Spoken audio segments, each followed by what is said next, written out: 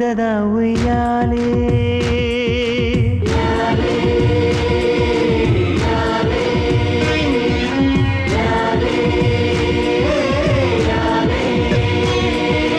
ಅವಳೊಂದು ಅಂದದ ಉಯ್ಯಾಲೆ